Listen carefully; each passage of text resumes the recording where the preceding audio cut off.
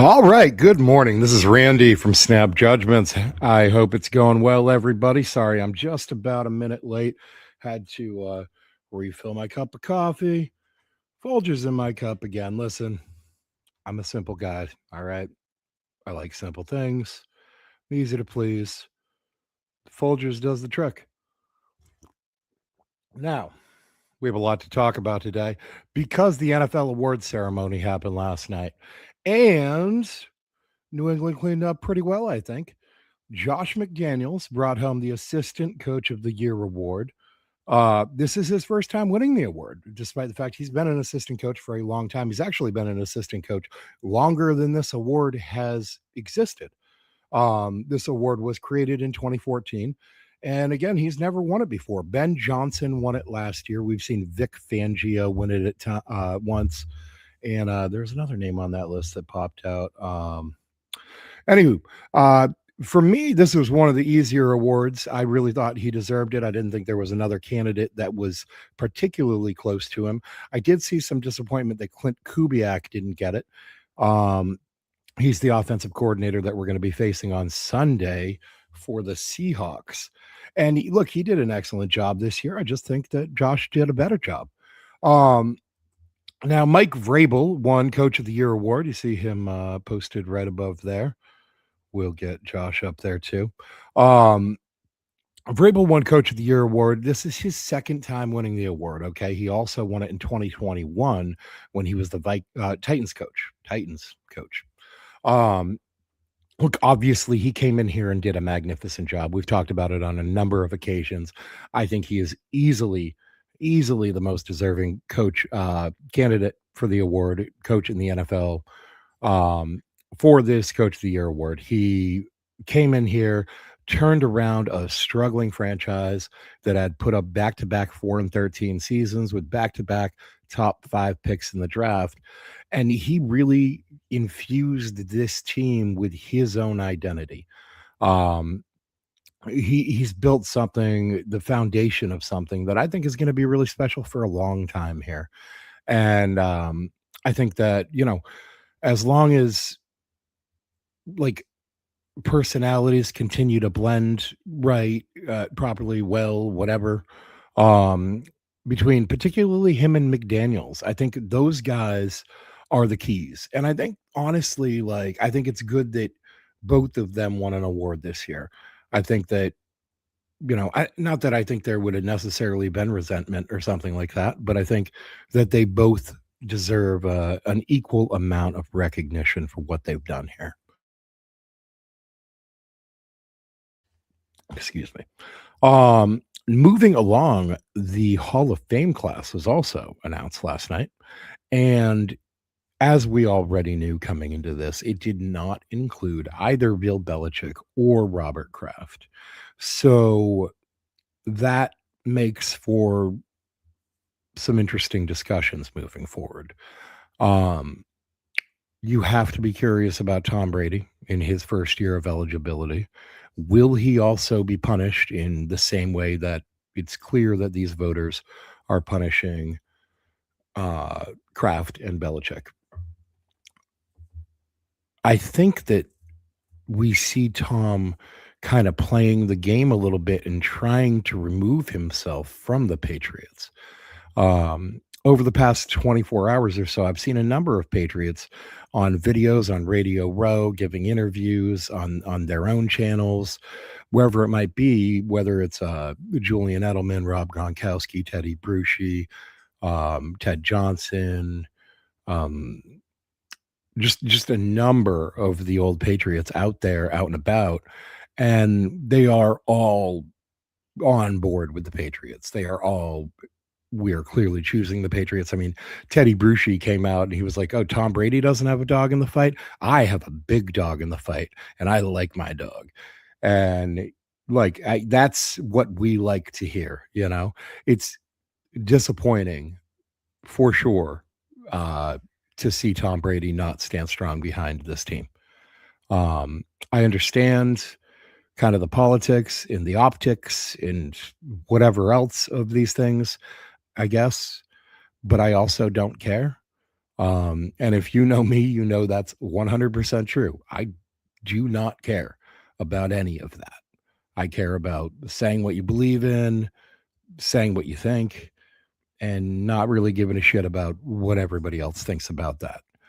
And it's disappointing to me that somebody in Tom Brady's position, with the amount of uh, you know power, essentially, that he has, just from his celebrity, from his uh, history, from all everything he's built over the 20 plus years that he's been in the public eye, that he wouldn't just stand strong in what he thinks or what he believes. Um, or that he would think that it's more important to distance himself from the franchise that he built his legacy at. He would not have built his legacy without this franchise. Down. Sorry, my cats are being terrorists. Um, but he would not have built a legacy without this franchise. I think it's honestly, I think it's that simple. And I think that he owes this franchise a little bit more loyalty than he's shown. Um, and some of those scandals that these guys are being punished for. I mean, the Deflategate thing was nonsense, but that was still something about him, and the way he handled that um, certainly made it a little bit worse than it needed to be, with the breaking of the phone and whatever else, right?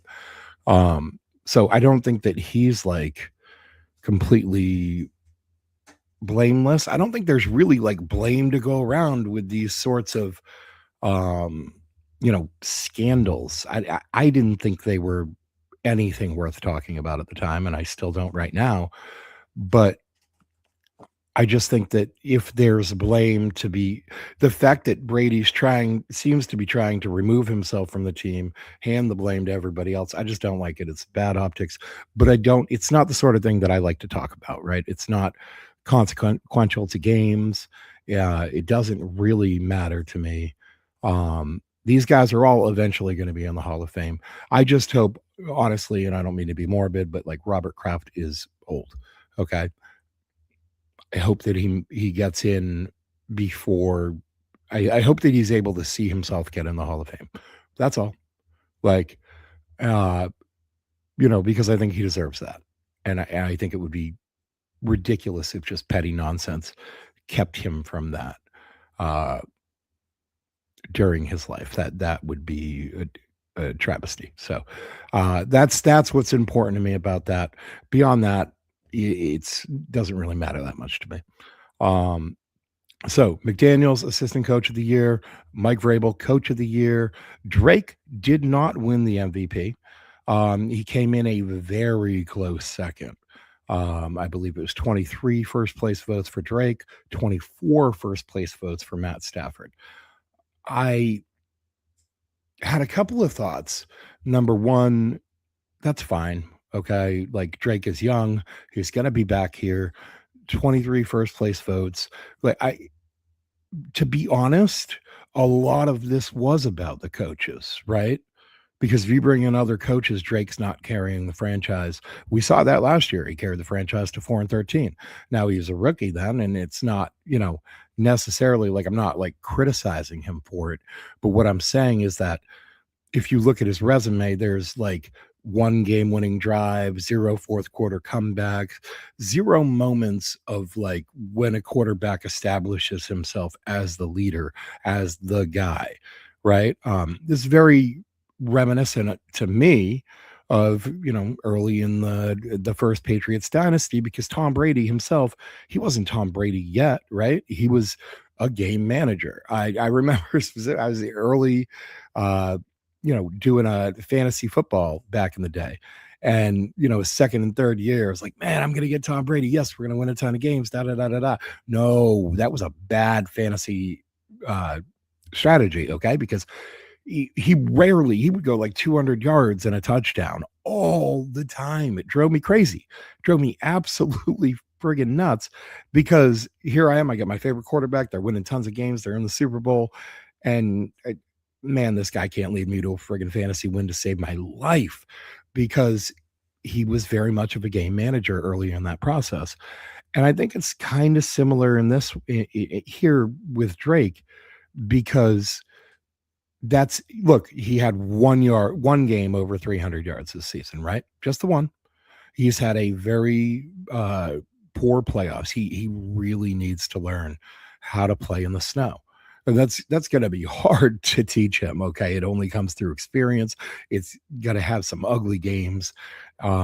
Ultimately, probably next winter, and and every winter after that, he's going to have some tough practices ahead of him. Some wet footballs in the cold. You cannot have practices inside anymore. You can't, you know, hold his hand through this. He's a Southern kid with small hands, and he's clearly not good in the cold. He clearly has issues holding onto the ball and all of that. So you're going to have to work with him a lot. I think that MVP is in his future, but I think it's perfectly appropriate for the coaches to win the awards this year. And, further down as the coach's system is set in, as Drake learns more about it, as Drake learns more about the offense, gets more comfortable in it, starts having those dominant games week in and week out. That's what we want to see from an MVP. I mean, there were not a lot of games this year where it was just he was dominant, and that's why, right? He did just enough, or he did a lot, but he did it efficiently, but like we had Josh Allen out there this year with 4 and 5 and 6 touchdown games and crazy numbers, carrying his team to wins just completely on his own back. Whereas there are few of those games for Drake. He's been very good. He's very efficient. He understands the offense. He's very good at this. He's making good decisions. He's just not there quite yet. So these results were fine to me. It's great that he was second in the MVP. That's going to boost his game up. I actually think probably losing the MVP is better for us on Sunday because he's definitely going to come out fired up. Look, this kid had 3 bad games back to back to back. There's no bad weather to deal with in San Fran. Okay, he is already motivated to have a great game on Sunday. But I promise you that sitting there and losing that award last night by 1 vote, just by 1, I promise you that gave him an extra amount of motivation for Sunday. This sort of kid too, he's like, after every game, he is on his phone and his older brothers are texting him, giving him shit about the game. Why'd you throw that pick and so on and so forth. Like, he's motivated by small things like that. So the other thing that it kind of crossed my mind like later on, and I don't know, but I wonder how old. I'd like to see the list of MVP voters. I wonder if there is a list. But I wonder how old a lot of them are, because I remember when I was a kid, I was like, when I was like 10, 15 years old, whatever, in the 90s, okay? They had Cordell Stewart, and there were other mobile quarterbacks, but mobile quarterbacks were always looked down upon. It was very much a look at these guys like, well, you're running it because you can't throw it, right? You'd see like guys like Mike Vick and stuff like that, or like Donovan McNabb had a ton of mobility but didn't use it quite as much as he could have. Warren Moon, I think he was pretty mobile. Who was the one quarterback for the Vikings there? Culpepper. But always the mobility wasn't looked at in the same way it is today. And it's hard for somebody who's like 25 right now to kind of understand that. It's the same way with the NBA and the three-point shot. In the 80s and the 90s, the three-point shot was looked at as a bailout, right? It was like, well, you're scared to drive it down the teeth of the defense. And it was looked at as a coward's way out, essentially. That's harsh, but that is how it was looked at in a lot of circles in the NBA itself. I mean, Larry Bird was excellent at threes. He just didn't take a lot of them because he didn't want to. It was a real, very, very different philosophical outlook. And it was the same way in the NFL with mobile quarterbacks. Again, folks looked at it like you're running because you can't throw. And I just wonder if there's any element with any older voters in there that really like the classical pocket quarterback that doesn't need to add value with his legs, right? And that's what Stafford is. And it was just a question that crossed my mind at some point last night while I was talking about this with other folks that I thought was worth raising. Is it I wonder if it's not time to like modernize some of these voters, okay? Whether it's the Hall of Fame voters who clearly let petty squabbles and nonsense get in the way of their vote, or whether it's MVP and award voters who potentially may just have kind of an outdated look at the game and not value things in the same way that a lot of people do nowadays. Because to me, kind of a large element of Drake May's game is obviously his legs. Matt Stafford doesn't offer any of that, but I rarely saw May's rushing stats emphasized, or the comparison between May and Stafford's rushing stats, where Stafford, I think, literally had negative rushing stats on the season, negative rushing yards on the season, which, like that's for a pocket quarterback. That's standard. That's typical. We've seen that for a long time, right? But in this day and age, it just seems like it's time to, you know, really count those things in a little bit more, maybe. I don't know. Just kind of again, just a thought that crossed my mind while I was talking about this with other folks last night. So, um, listen, let's get into the game. We've got just this last show that we're going to take one last look at the game. We're going to go over some more matchups, thoughts about game plan, game script, etc. Talk about what this game is, what it means to both sides a little bit. This is really the last opportunity. If you've got questions, by the way, I encourage you to put them in the chat. I also wanted to throw out there too. I'm talking to a couple small local companies about sponsorships. If you run a business or have a business or have friends who run a business and might be interested in sponsoring a local show, we've got very reasonable, I guess, or whatever, plans set up with folks. So we're talking to a couple of companies and hopefully being able to expand some of the abilities of the show and so forth. So just something I thought that I would mention. And we do have a comment in the chat. Mobile quarterbacks did have much of the penalty protection that they have today if they moved out of the. Yeah, no, that's absolutely true. 100%. I mean, they certainly the rules have evolved to accommodate the mobile quarterbacks, and we're seeing kind of the constant evolution of that too, right? That was highlighted with that really highlighted with that Jackson Dart hit by Christian Ellis when the Giants came here. I forget what week that was, week 11 or something like that, maybe. But when the Giants came here and he just laid Jackson Dart out on the sidelines, um, there was a lot of talk about that because quarterbacks for a little while have taken advantage of that. The rules almost went too far that way, where quarterbacks were kind of like fake sliding or, still looking like runners, but then getting the benefit of the rules.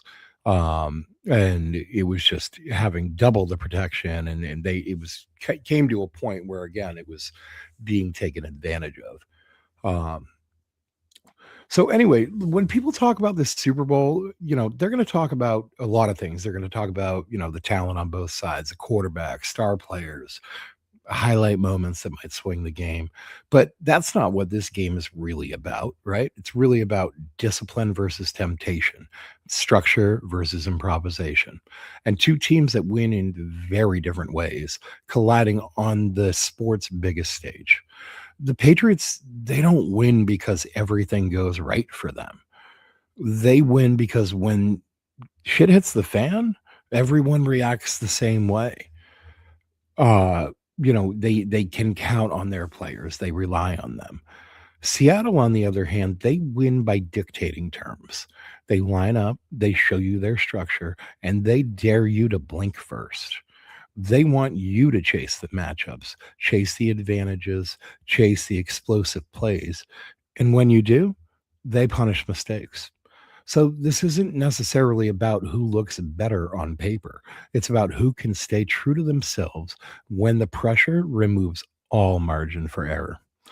That's the lens for this preview. It's not headlines, it's not hype, it's just football. Who can line up on either side and who can play better that day. At a glance, this game feels complicated, right? There's different styles, different strengths, a lot of moving parts. But once you strip it down, it's actually pretty clean.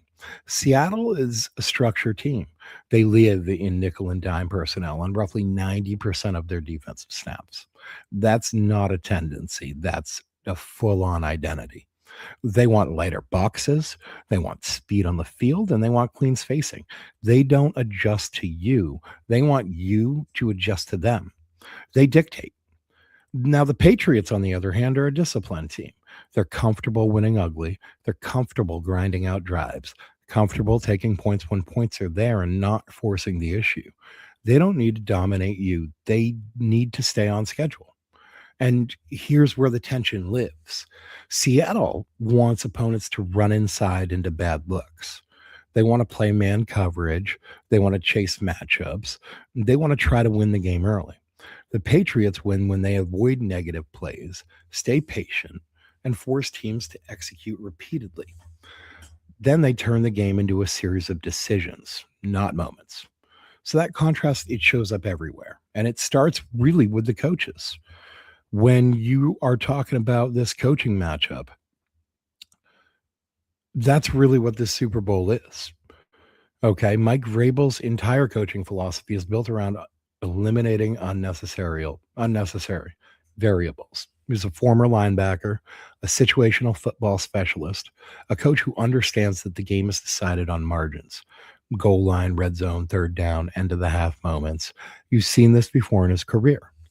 In Tennessee, he took teams that were rarely the most talented and turned them into problems. Physical, disciplined, comfortable in close games. He took that Titans team to an AFC championship by winning ugly, winning late, and winning and playing together. Now he's taken over a Patriots roster that they needed to reset, not just schematically, but the entire culture. And what he's done in year one, it hasn't been flashy. It's been foundational, right? He hasn't chased the big names. He didn't run down and go try to find whoever he could at the trade deadline. He's built an identity and he's making that the core of this team. And that lasts. The role clarity, the baseline of discipline, clearly defined expectations. And it shows up in how the Patriots play. They don't panic. They don't beat themselves and they don't compound mistakes. And that's important because we have that second year quarterback who he makes mistakes sometimes. We've got a lot of rookies on this roster. They make mistakes sometimes, but these guys remain steady. And again, it just can't be said more importantly, they don't compound those mistakes. I mean, we saw when Drake gave up the football deep in our own territory and the defense held and didn't give up any points. None, right? This is very important. It's very important that it just doesn't spiral out of control. I mean, I talked about I had talked about Sam Darnold and the whole comparison to.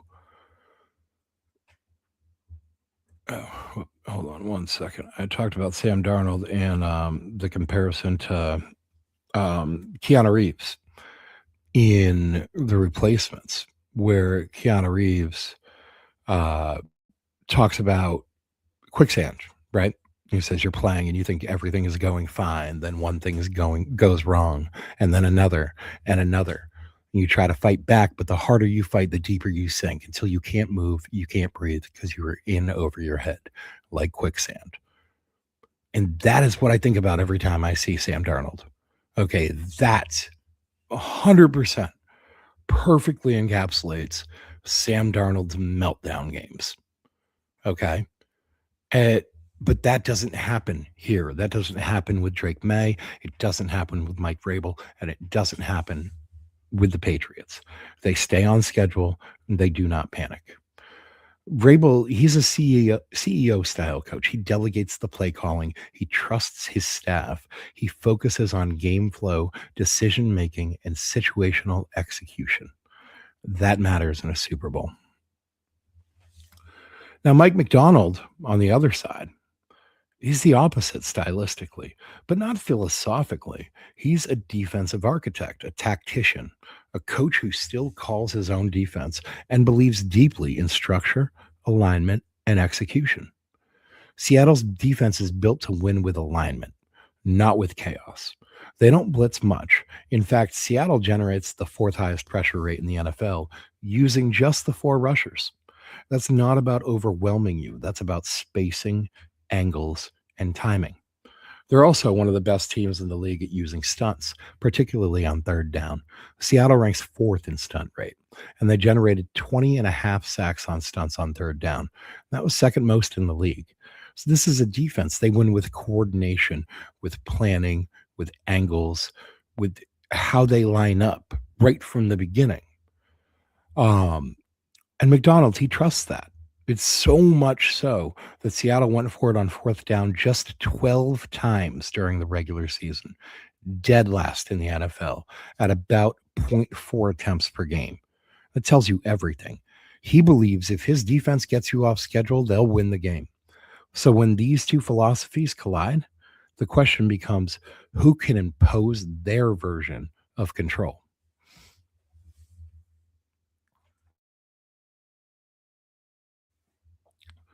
So let's talk about when the Patriots offense is on the field, because this is where the game tightens. Because Seattle's defensive structure, it's built to bait defenses into bad decisions, especially in the run game and in pass protection. Let's start inside. Seattle's ability to play light boxes comes down to personnel. And really, two players. The first one we'll talk about is Byron Murphy. Murphy plays nose tackle, but he's not like most nose tackles in the NFL. He's light. Okay. He's just over 300 pounds, something like 306. Now, most nose tackles you see come in between 325 and 350. They're the big, heavy Vince Wilfork guys who eat double teams and all that. He's not like that. He's a little lighter, like I said, and he instead of lining up directly over the center like most nose tackles would do, so they can then occupy the center and one guard to either side. He likes to line up in the two or the 2I, which is just over the guard, typically the left guard. And that's a problem for us, obviously, because that's Jared Wilson. And if you've listened to me at all this year, you know that Jared Wilson is the weakest point on our offensive line, the biggest problem. And where Byron Murphy aligns, it isolates that guard instead of eating up double teams. It almost takes the center out of the play, or it at least elongates the time that the center will be able to attack that defensive tackle and engage that defensive tackle and help the guard out with him. It changes angles, it changes timing, it changes all those things. So the numbers, they matter here, right? If you look at it, when Murphy is on the field, Seattle stuffs runs for loss or no gain on 21.6% of attempts. 1 out of 5 runs go for a loss or no gain when he's on the field. When he's off the field, that number drops to 14.5%. That's a huge swing for one guy. And what that tells you is simple. Running between the tackles in this matchup isn't physical, it's irresponsible. Okay, it's a bad decision. And the Patriots don't really make a lot of bad decisions. But if the Patriots try to win inside by force, Jared Wilson is going to lose that one-on-one far too often. That's not a knock on him. That's just the reality of watching him play this year. So what actually works running the ball against the Seahawks defense? Pin and pull concepts tend to work. This is more of a horizontal movement where your tackle or tight end are moving out, your guards pulling behind, and you're shooting to the outside. It's about angles. It's not about power, right? We saw Tampa Bay make this work on Seattle earlier in the season. Now, the problem for New England is they don't do this a lot. They've only run 25 pin and pull plays all season long. So this becomes a little bit of a self-scouting question, right? Do you lean into what you've done all year? Or do you try to expand the menu just for the one game? And I think the Patriots, they like to do that. They like to customize their offense to attack your weaknesses from a week to week basis, not just this year, but throughout Josh McDaniels' entire history. This is what he's known for, is being able to morph this team on a week to week basis to fit the opponent that you're playing. So I think that's going to be an interesting aspect of this game. Do they start doing more of that? Now, if we talk about instead of the run game, the pass game for the Patriots, this is where the game can flip sometimes, right? There's one place Seattle can take over this game defensively. It's those four-man pressure packages. So we talked about Byron Murphy, and he's key to that defensive line. But there's a couple other guys on there too that are a real problem, and one of them is Leonard Williams. He's number 99, and he's really the key to those blitz packages. As much as Byron Young is the key to their run defense, Leonard Williams, number 99, is key to their pass rushing. So when you're watching this game, look for number 99 on Seattle's defensive line. That's going to tell you what's about to happen in this play, okay? On four-man rushes with a stunt, Seattle ranks 9th in pressure rate this season. On four-man rushes without a stunt, they drop to 19th. They don't blitz a lot, but they're masters of creating pressure through movement and confusion. This tells you everything about them, okay? Because the engine of that pressure, it's Leonard Williams. Williams ran more stunts than any Seahawk defender this season. And where he lines up, it tells you what's coming. If he's lined up in a 3-tech or tighter, which is to say inside of the tackle, right? Sorry. Inside of the guard or inside, he's probably not stunning. Now, if he's lined 4-eye or wider, that's when you want to keep an eye on him. It's probably going to be a tight end stunt. Okay, now we saw in the NFC Championship game, the Rams figured this out by the second quarter. And once they identified Williams' alignment tells, his pressure rate dropped from 19% in the regular season to just 7% in that game. They only sacked Matthew Stafford once in the NFC Championship game. And Matthew Stafford, as we covered earlier, might as well have a chair for legs. Okay. He's not mobile whatsoever. If you can't get him on the ground, then you damn sure cannot get Drake May. What we saw there, that was the result of coaching and communication. And for the Patriots, the communication part's going to be key. That really comes down to Will Campbell and Jared Wilson. Their ability to pass off stunts cleanly is imperative in this game. It couldn't be more important to keeping Drake May upright. If those guys can figure it out, Drake May is going to have a much easier day. So if you can find number 99, and if you can figure out from the alignment what he's about to do, Seattle's pressure loses its teeth. Now we're going to talk about the other player that really is important to that nickel and dime defense staying on the field all the time and being so versatile, and that's safety Nick Emmanwori. Now, this kid is just a rookie, but he's an amazingly good rookie, okay? He got everyone's attention at the Combine last year. Just a little brief background on my knowledge of Emmanwori. He's a safety. He came out of South Carolina. Didn't have a lot of football experience at that position, was considered very raw, coming out of raw, super athletic prospect. And when I say super athletic, I mean a downright freak, okay? This guy had a perfect 10 RAS score, that's relative athleticism score, at the Combine. perfect 10, 10.0 out of 10.0, and was number one of something like 1,300 strong safeties since 1987. The most athletic player that combine has seen in damn near 40 years at the strong safety position. Sorry, qualifier at the strong safety position, but still wild. He ran like a 4.39, I think it was, on the 40. He jumped, his vertical was like 43 inches. It was absurd. A broad jump of 11 and change. It was just, he put on a show in Indianapolis, got himself on the map, ultimately got himself selected in the second round by Seattle, and he's fit really well into that defense. They play a lot of that cover too, and he's really the one guy that you one of the guys, sorry, not the one guy, because Devin Witherspoon's great also, but he's one of the guys you just don't want to challenge casually. Okay, he's he's a linebacker in a safety's body, or you could call him a safety that could play corner, or maybe you want to call him a nickel because he lines up at nickel, corner, linebacker, and safety.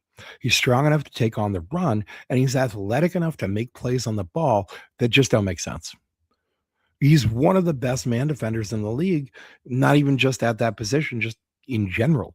So if the Patriots go hunting throws into his area, they could be asking for trouble. But over the past 2 days, we've also seen the news come out of Santa Clara that not yesterday, but the day before on Wednesday, Nick Emanwari hurt his ankle in practice. Now, at first they said he rolled it, but it looked serious. There was video of him getting out of an Uber or a car or whatever that night with a serious limp. And when he went up to the press conference last night to talk about it and assure everybody he was going to play and he was going to be fine and all that, man, he didn't look like he was real fine. He had a little bit of a limp to him there too. So we'll see. But his health is going to be key.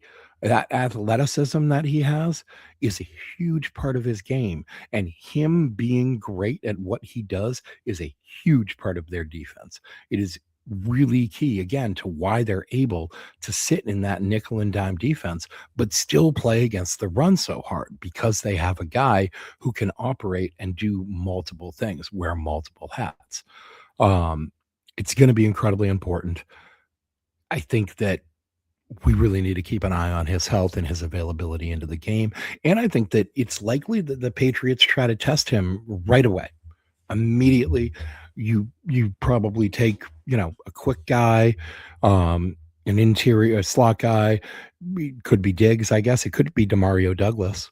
Put him on Emanwari, run a couple routes that are going to require him to be quick and require him to make cuts and see how he does.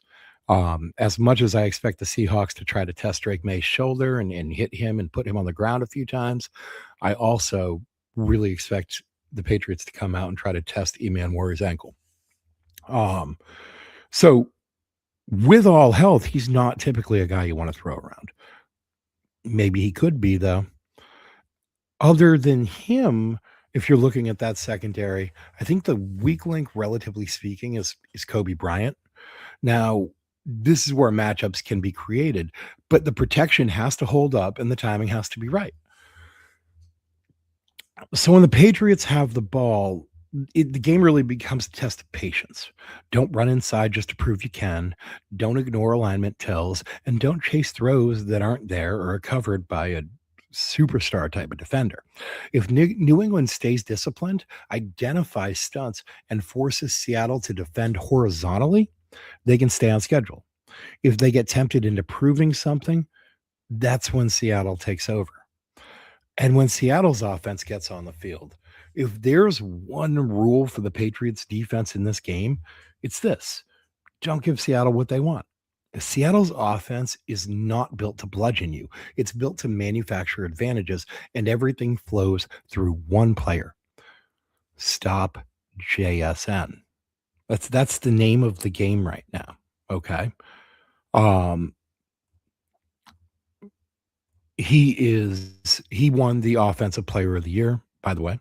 That is worth mentioning, and he deserves, uh, all the praise for that, as much as our guys deserve for winning their award.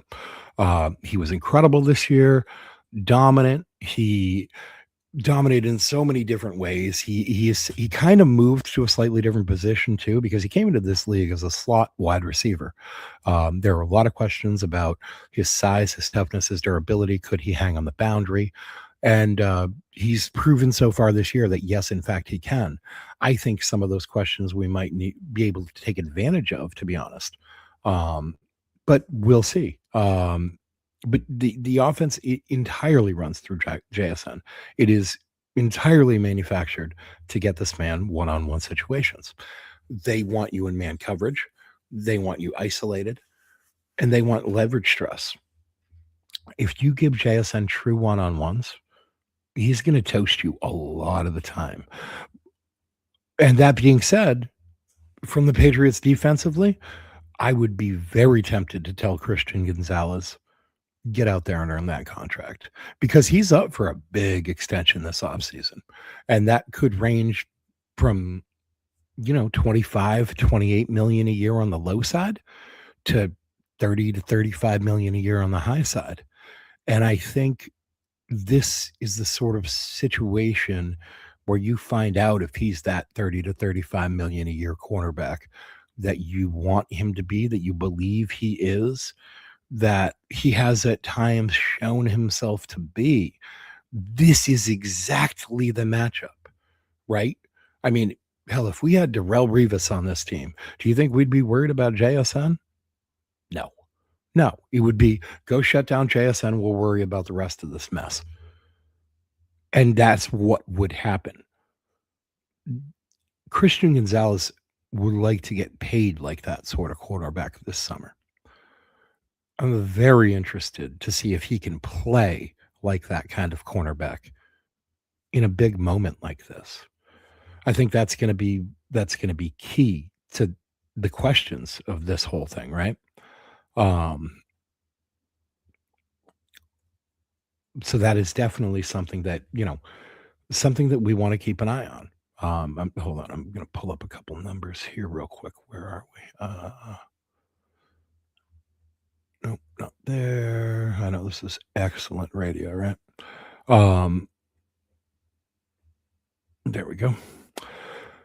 If you look at this, the lowest passer rating allowed in the fourth quarter during a single postseason in the Next Gen Stats era were Stephon Gilmore in 2018 and Christian Gonzalez in 2025. Both allowed a 0.0 passer rating. 0.0 is pretty solid. Lowest passer rating allowed in coverage this postseason.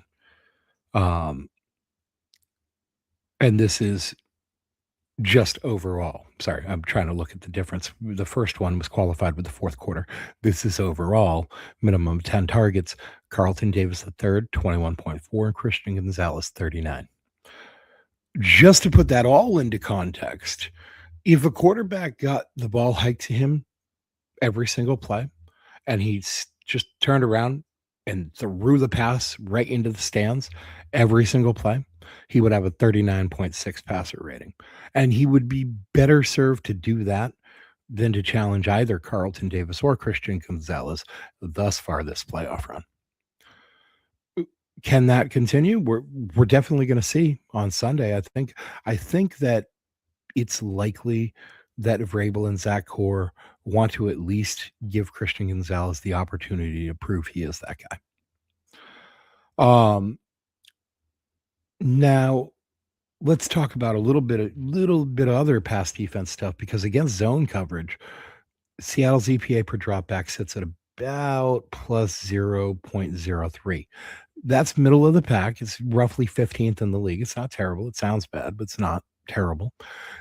Against man coverage, though, that number jumps, right? Plus 0.17. Now that's sixth best in the league. That's a full identity. Okay. They're elite against man. JSN is elite against man. The rest of Seattle's offense, not so much, but those numbers are heavily weighted by the fact that JSN accounts for I think he's accounted for, I think I saw the number the other day, 34% of their total offense. So this is not they don't use a lot of play action. I expect them to use less play action with Zach Charbonnet being out. Um, they're quick five-step drops. They wanna get the ball out quickly in 2 seconds. They wanna win on timing and leverage.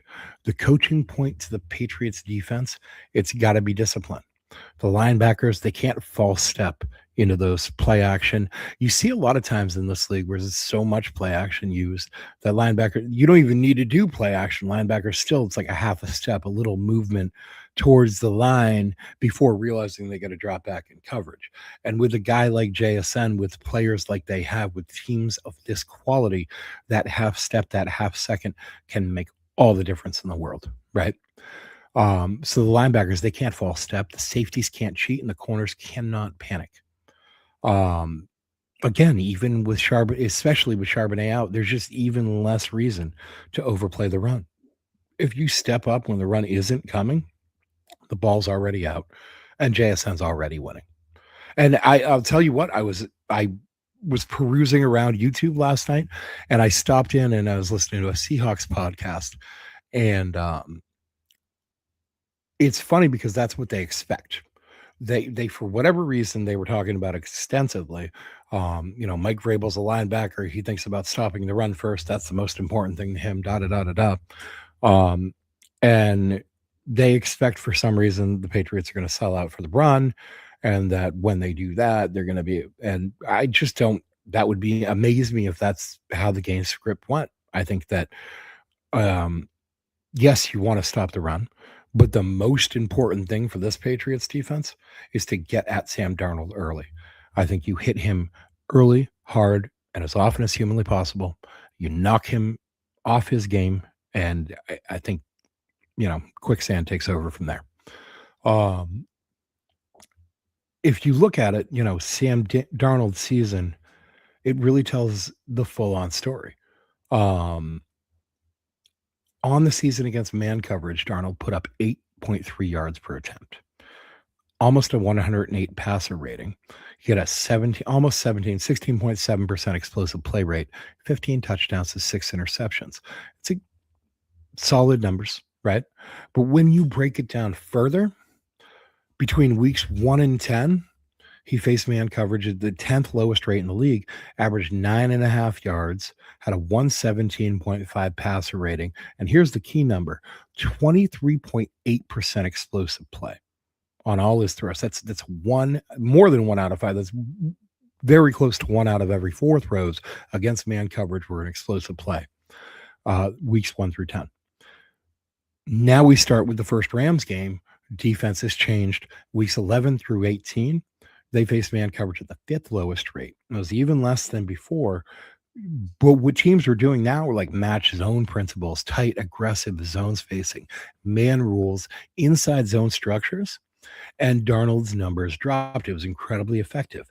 He went from 9.5 yards per attempt to 6.8 yards per attempt, from 117.5 passer rating to an 89.3. And again, that key number, those explosive plays that were 23.8%, 1 out of every 4 throws, dropped down to 8.8%, less than 1 out of every 10 throws.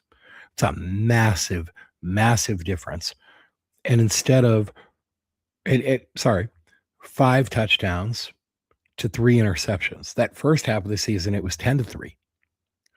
So really, really worked. It's not coincidental. It's defense is forcing him to be patient, precise, and perfect play after play. And like I said yesterday, when I was talking with our guest yesterday, that's what I think the book on Sam Darnold is. You hit him hard, you hit him early, you hit him often, you have good coverage, you make him think. The more he thinks, the worse off he is. He's his own worst enemy. Okay. I think he gets in his head, and I think he gets in his own way. And I think that's really the key to doing to putting him off schedule and changing this game. Um, because ultimately, forcing him to be patient, precise, and perfect, that's what you want. This is not a guy who responds well to pressure. So what the Patriots need to do coverage-wise starts at the defensive line. They need to get after Sam Darnold fast. For those watching on YouTube right now, not just listening, you can see this graphic I put up. Milton Williams is tied for the NFL lead with 6 quick pressures. Now that's under 2.5 seconds it takes him to get to the cornerback. That is very, very fast. Okay, it doesn't give him very much time at all. Barely gives him time to hit, even get into his 5-step drop, right? So sorry, I'm trying to upload a quick image file there. Um, Only one defensive tackle has had more in a single postseason in the next gen stats era, and that's Aaron Darnold. He had 12 in 2021, and they won that Super Bowl. If you look at this list, it's even more revealing, right? Most quick pressures among defensive tackles this season. This includes the playoffs. You got Jeffrey Simmons up there is a problem. Chris Jones up there. Zach Allen, we saw him in Denver. He's up there. Then tied for third and tied for fifth, Christian Barmore and Milton Williams, respectively. Okay. 2 of the top 6 guys on the list play on the same defensive line, right next to each other here in New England. Now, important to note, Anthony Bradford, who's the right guard for Seattle, has given up 16 quick pressures. That's tied for third most among right guards. Jalen Sundell has given up 10 quick pressures, tied for eighth most among centers. Last week against Denver, they were all over those guys. We saw Quinn Miners get absolutely worked by Christian Barmore and Milton Williams.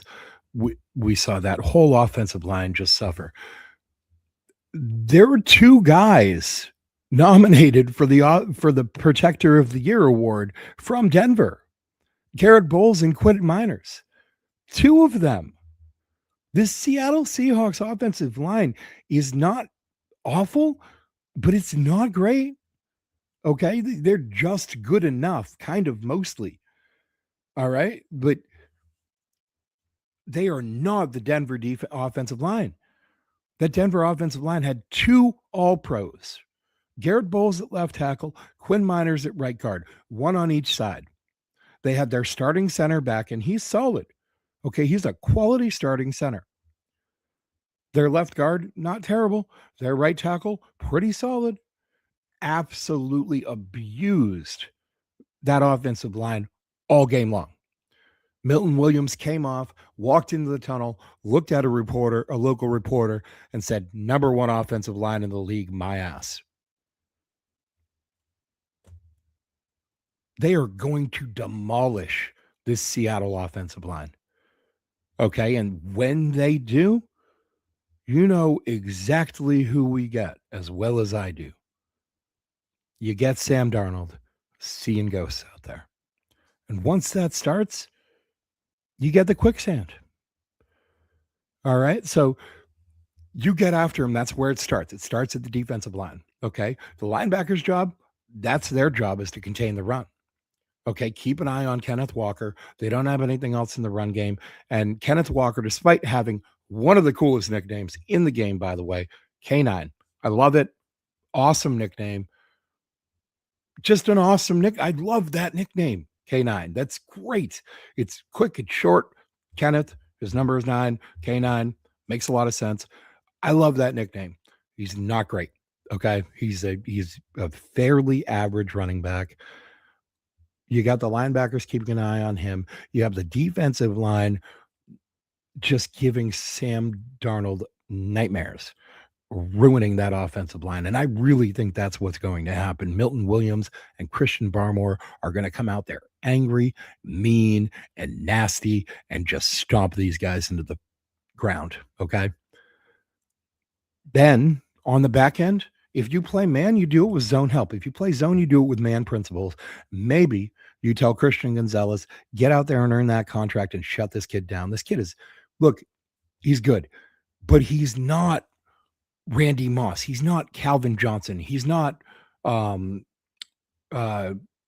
Jones. He's not even Terrell Owens. Okay. He's not Jerry Rice. He's not any of these untouchable legend type guys.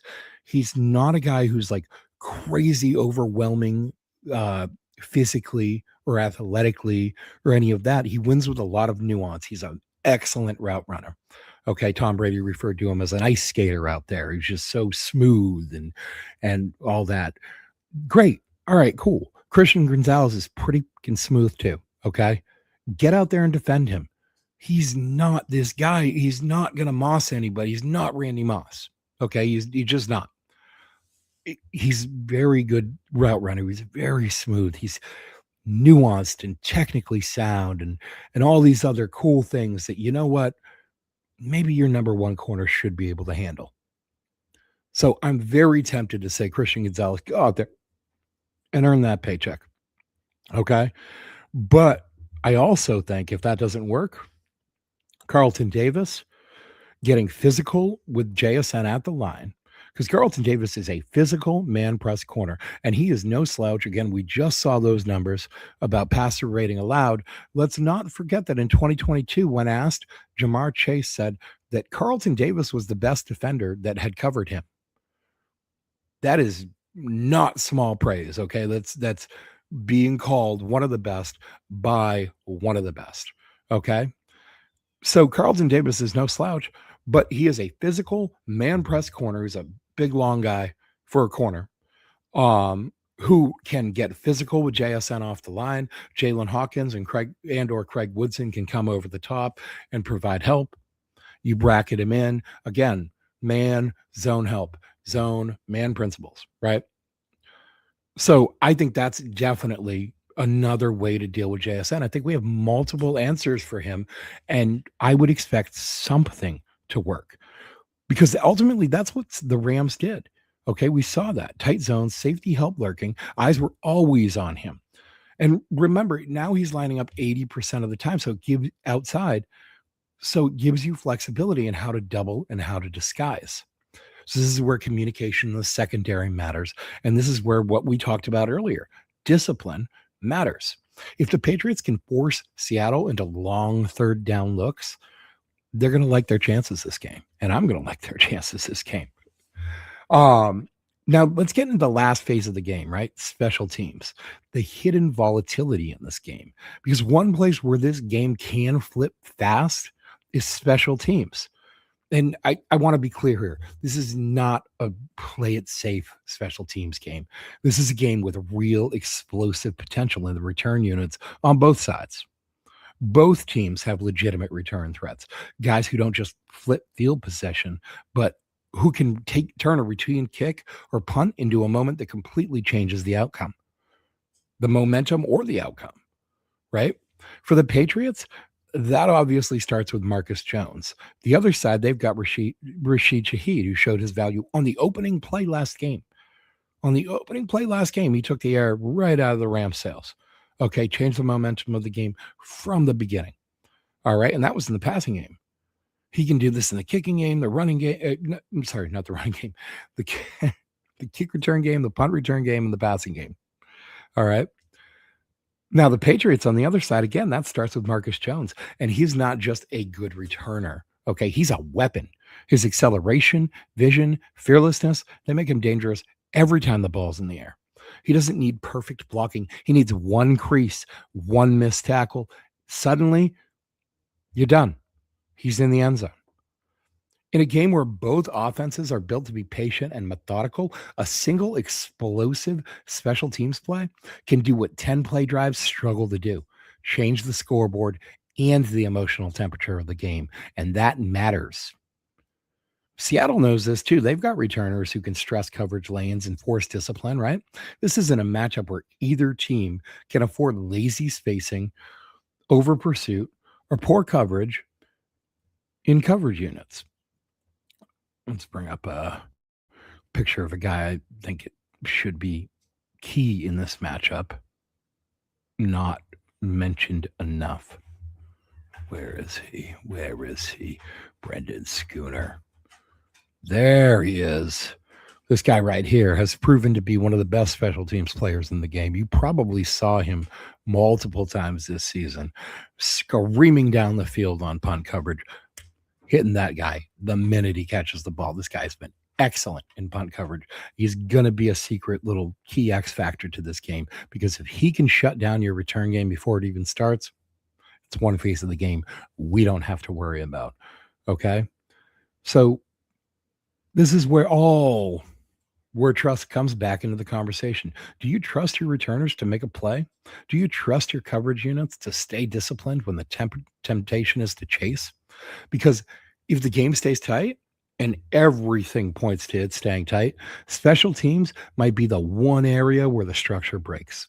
It wouldn't shock me at all if this game turns on a return, a real short field, a sudden flip, maybe a touchdown.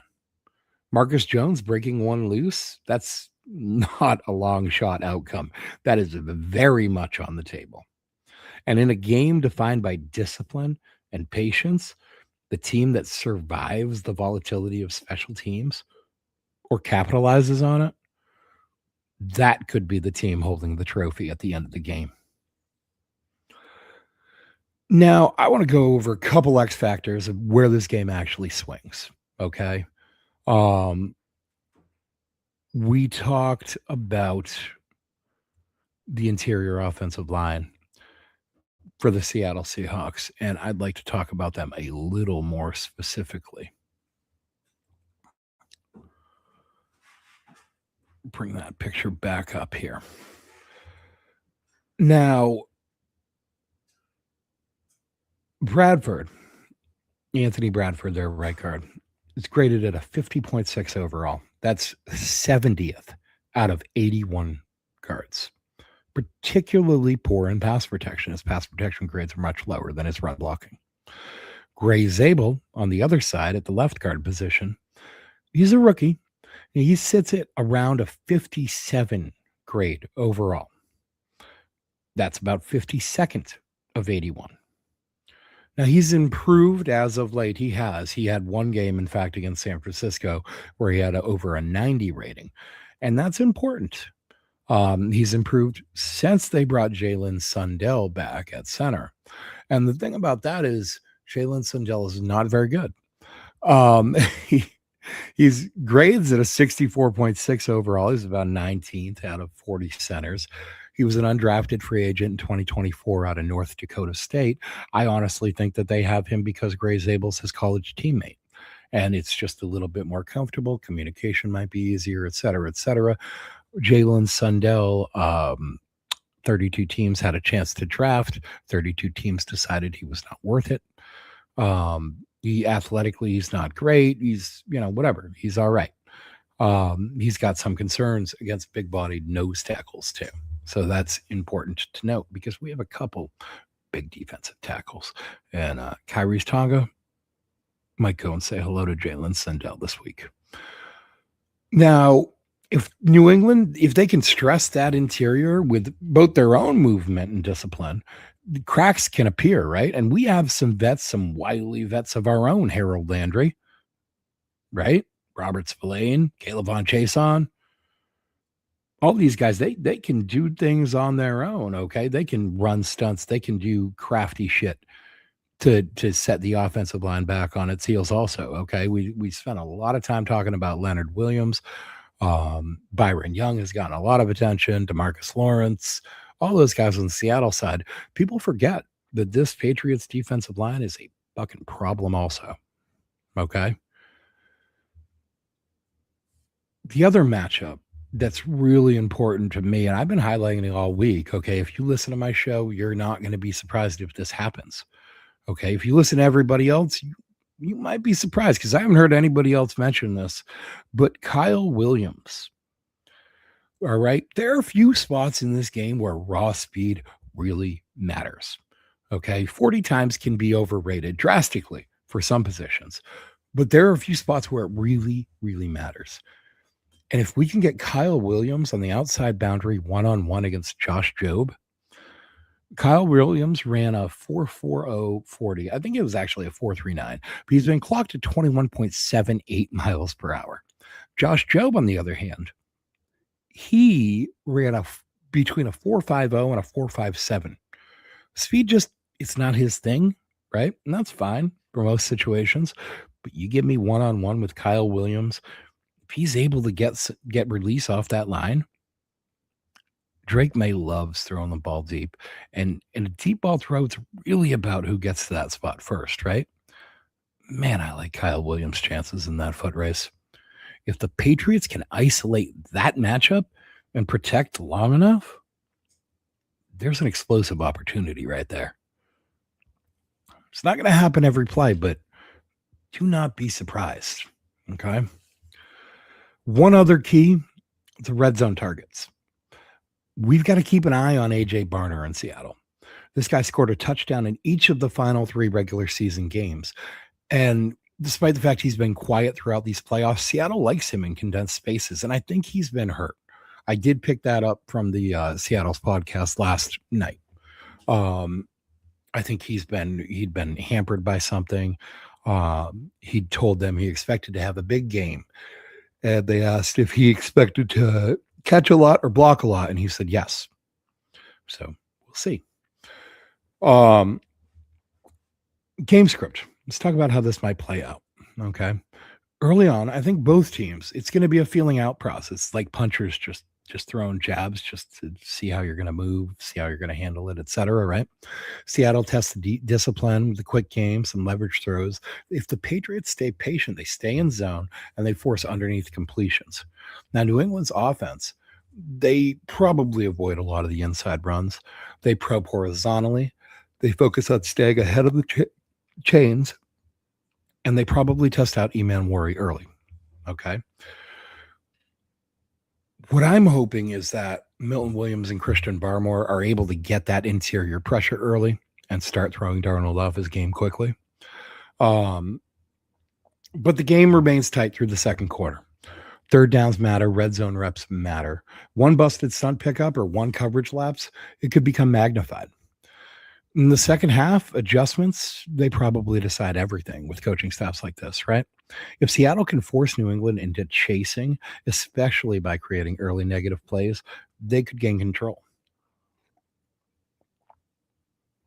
If the Patriots stay patient and make Seattle execute in long drives, the pressure flips. I don't think this is a blowout game in either direction. I think this is probably a possession-by-possession game. I do think that if it's going to be a blowout, it's going to be in favor of New England. I don't think there's a scenario. I don't see a scenario where New England gets blown out. I just don't see it. I think if there's a blowout, it's going to be in favor of New England. I think if there's a blowout, exactly what happens is that New England gets on the field. Drake May feels great for the first time in like a month. He's not facing the weather as his number one opponent. And he gets out there. Nick E-man worry is a little hobbled. We test him a little bit. He fails those tests. Drake May gets out there. They put up points on the first drive. The team comes out. Christian Barmore or Milton Williams sacks Sam Darnold on their first drive, and he immediately gets thrown off his game. I think if they can get to him, create pressure 2 or 3 times in that first half, that's going to be a real problem for him. I think you start getting in his head, and I think that's when it starts falling apart for him. So I think if there is a blowout scenario, it's going to be in the Patriots' favor. I don't see a scenario where they get blown out. So, but really, I expect a tight, physical, low-scoring game. Okay? My script, close at halftime, one defensive or special teams play swing in the third quarter. And I think it probably comes down to the final possession. I think both teams probably have a chance late in the fourth quarter. I've got this right now, Patriots 24, Seahawks 20. The tell to watch early, like I said, is if New England can create that pressure on Sam Darnold and force him into early mistakes, does he start to sink into that quicksand? If he does, man, go get your halftime bets in, because that guy, he doesn't pull back out of those things. Okay, he crashes and burns, and that's it. That's the only option. The Super Bowl is probably not going to be remembered for one throw or one highlight, though. It's going to be remembered for who stayed disciplined when the game tried to pull them out of character. Seattle will tempt you. New England will wait you out. Talent gets you here. Structure keeps you alive. Discipline decides it. That is the game. And that is a wrap on this podcast. Let me take one last look at the comments. Nope, no questions. Anyone with questions, hit them in the comments first. Before I get out of here, that is. I will be back Monday morning. We'll talk about the game then. On Tuesday, we're going to have our Scottish friend back. I'm so bad with names. Why do I not remember his name? I keep looking it up. Look it up like 5 times. God. It was a live look into my brain malfunctioning. It is, what is Peter Quinn? I'm going to remember that. Committing it to memory right now. Peter Quinn. So Peter's going to be back with us Tuesday morning, probably 9 o'clock again. 9 o'clock again Tuesday morning. Monday morning, I'll be here on my own 9 o'clock Tuesday morning. Peter and I will both come here at 9 o'clock. We'll go over the game, review the game, talk about, the fallout, et cetera, et cetera. That's that. Don't forget to like, subscribe, please share, comment. All those things help.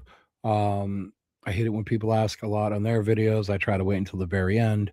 If you like the things you saw here, tell your friends about it, essentially, right?